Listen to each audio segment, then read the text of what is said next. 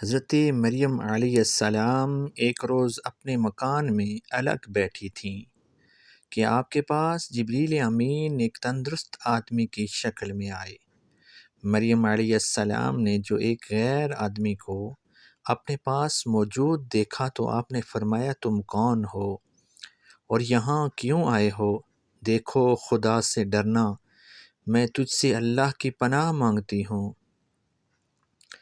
جبریل امین نے کہا، ڈرو مت، میں تو اللہ کا بھیجا ہوا آیا ہوں، اور اس لیے آیا ہوں کہ میں تجھے ایک ستھرا بیٹا دوں۔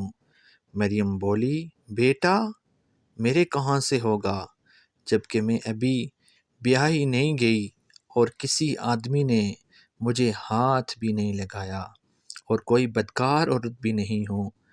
جبریل امین بولے، یہ ٹھیک ہے، مگر رب نے فرمایا ہے کہ باپ کے بغیر بھی بیٹا دینا میرے لیے کچھ مشکل نہیں، اور یہ بات بھی مجھے آسان ہے، اور ہم چاہتے ہیں کہ تمہارے ہاں بغیر باپ کے بیٹا پیدا کر کے اپنی رحمت کا اور لوگوں کے لیے ایک نشانی کا مظاہرہ کریں، اور یہ کام ہو کر رہے گا۔ حضرت مریم یہ بات سن کر مطمئن ہو گئیں کہ جبریل امین نے ان کے گریبان میں ایک پھونک ماری تو مریم علیہ السلام اسی وقت حاملہ ہو گئیں۔ آپ کا بغیر شوہر کے بچہ پیدا ہونا لوگوں کے لیے باعث تعجب ہوا۔ آپ کے حمل کا علم آپ کے چچا زاد بھائی یوسف نجار کو ہوا، جو بیت المقدس کا خادم تھا۔ وہ حضرت مریم کا زہد و تقوی اور آپ کی عبادت اور مسجد سے غیر حاضری یاد کرتا، اور پھر آپ کا حاملہ ہو جانا دیکھتا تو بڑا حیران ہوتا کہ یہ کیا بات ہے۔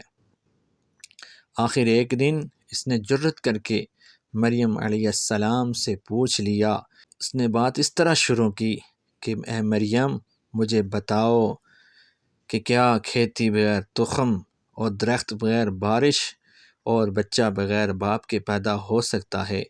مریم علیہ السلام نے جواب دیا، کیا تجھے معلوم نہیں کہ اللہ تعالیٰ نے سب سے پہلے کھیتی پیدا کی، وہ بغیر تخم کے ہی پیدا کی، اور درخت بغیر بارش کے اپنی قدرت سے لگائے، اور کیا تجھے معلوم نہیں کہ اللہ تعالیٰ نے آدم اور حوا کو بغیر ماں باپ کے پیدا کیا؟ یوسف نے کہا، بے شک اللہ تعالیٰ ان سب امور پر قادر ہے، اور میرا اس کے بعد شبہ رفع ہو گیا۔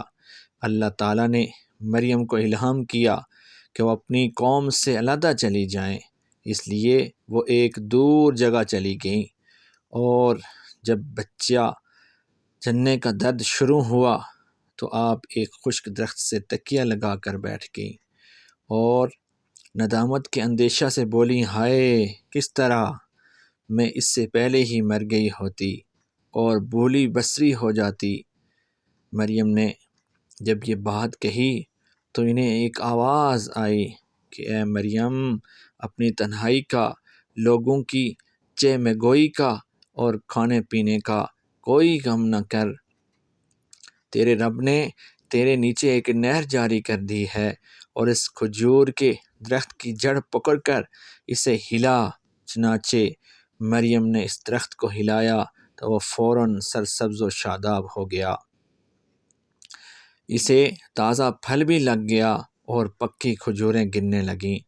پھر جب آپ کے پیٹ سے حضرت عیسیٰ علیہ السلام پیدا ہوئے تو آواز آئی، لے، پھل بھی کھا، پانی بھی پی، اور اپنے نور عین بچے سے آنکھیں بھی ٹھنڈی رکھ، اور جب کوئی شخص پوچھے تو تم خود کچھ مت کہنا، بلکہ اسی اپنے بچے کی طرف اشارہ کر دینا۔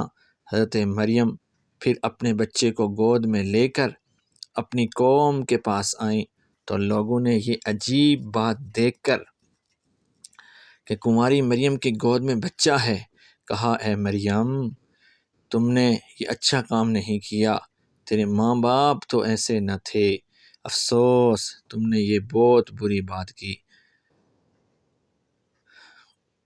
مریم علیہ السلام نے بچے کی طرف اشارہ کیا کہ مجھ سے کچھ نہ کہو، اگر کچھ کہنا ہے تو اس سے کہو۔